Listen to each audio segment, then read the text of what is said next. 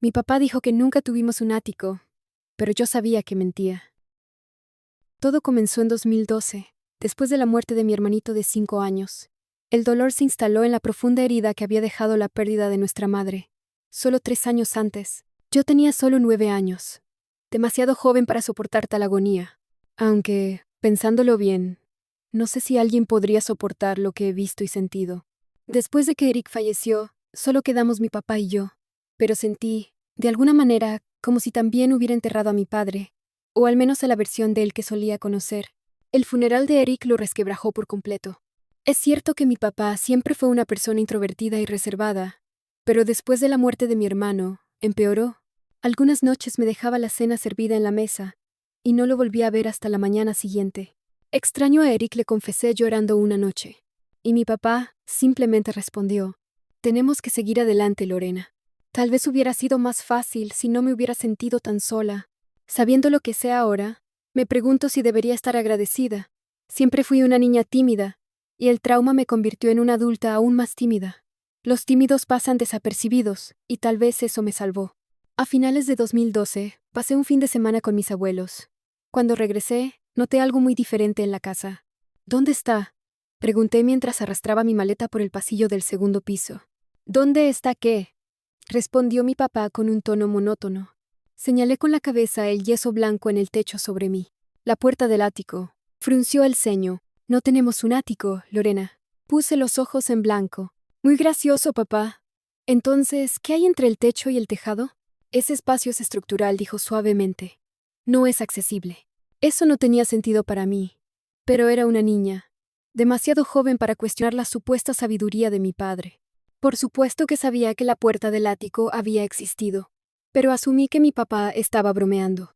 Eso me llenó de esperanza. Esperanza de que, por primera vez en muchos meses, su sentido del humor podría haber vuelto. Sin embargo, a medida que pasaban los años y la puerta del ático permanecía solo en mi memoria, comencé a sentirme inquieta. Odiaba caminar debajo de ese techo y ver solo blanco en lugar de la puerta de madera que alguna vez estuvo allí. Quizás eventualmente lo habría superado y habría llegado a creer que simplemente recordaba mal mi infancia, si no fuera por la convicción de que mi padre estaba perdiendo la cordura. Siempre parecía estar al borde de sumergirse en la locura. Aún así, mi papá aseguraba que no había nada más que espuma, madera y cables en el espacio entre el techo del segundo piso y el tejado inclinado de la casa. Según él, no había lugar para un ático propiamente dicho. Cuando llegué a la adolescencia, dejé de preguntar por ese espacio.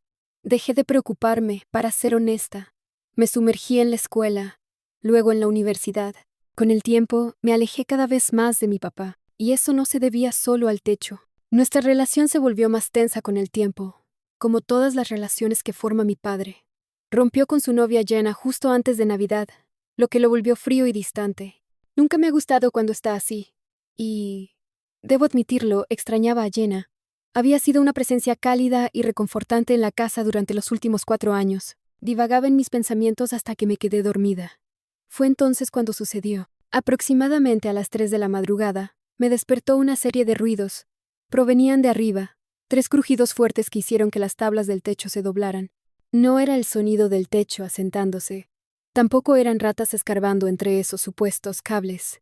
Era un sonido que confirmaba lo que siempre había sabido. Algo se movía encima de mí. Algo se movía en el ático que mi padre negaba. Pero no grité. No investigué. En cambio, me aferré al borde de mi edredón empapado en sudor y me quedé en silencio, tragándome el grito que quería escapar. He perfeccionado el arte de enterrar el miedo. Parte de mí sabía que gritar sería una idea muy, muy imprudente. La misma parte que ha estado reprimiendo cosas desde que tengo memoria.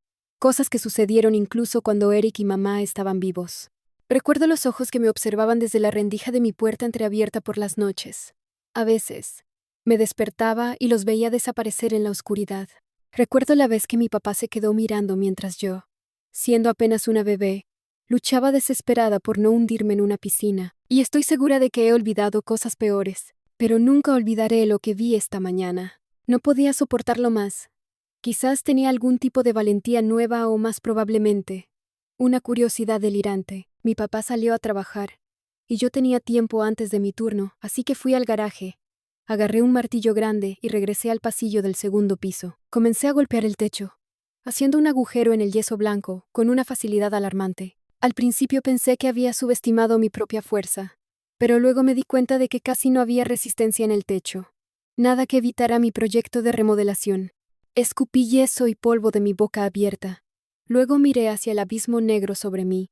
Lo sabía, siempre lo supe. El espacio sobre el segundo piso no estaba lleno de espuma, vigas de madera y cables.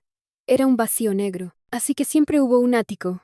Me decía a mí misma mientras mis ojos se acostumbraban a la oscuridad. Parte de mí quiso detenerse ahí, pero ahora estoy sentada en la estación de policía, llorando, tratando de mantener la cordura. Así que voy a contarles lo mismo que les conté a los oficiales. Subí al ático, iluminando el espacio con la linterna de mi celular. Vomité sobre las tablas del suelo cuando mi luz iluminó el primero de los cuerpos. Una mujer estaba envuelta en una bolsa de plástico grande y translúcida, infestada de gusanos. La carne restante de su rostro ensangrentado se estaba despegando, revelando un cráneo con la boca abierta, pero todavía quedaban suficientes rasgos para identificarla. Era la exnovia de mi papá, Jenna. Cuando moví el haz de luz, casi perdí el equilibrio. No me horrorizó la vista de Jenna, ni siquiera la de los muchos otros cadáveres envueltos en plástico. Me tambaleé de miedo cuando vi un santuario al fondo del ático. Había 2 ataúdes rodeados de velas encendidas. De ahí provenían los ruidos. Salí corriendo de casa. Ahora no sé dónde está mi padre. No sé si él desvivió a esas personas, y lo que es peor, no sé qué había dentro de esos ataúdes. Si te ha gustado lo que has visto y quieres seguir disfrutando de más contenido, no olvides dejar tu like y suscribirte. Además, los invito a seguirme en mis redes sociales, Instagram y Facebook. Así que, si no me sigues aún, ¿qué estás esperando? Nos vemos en el próximo video. Hasta luego.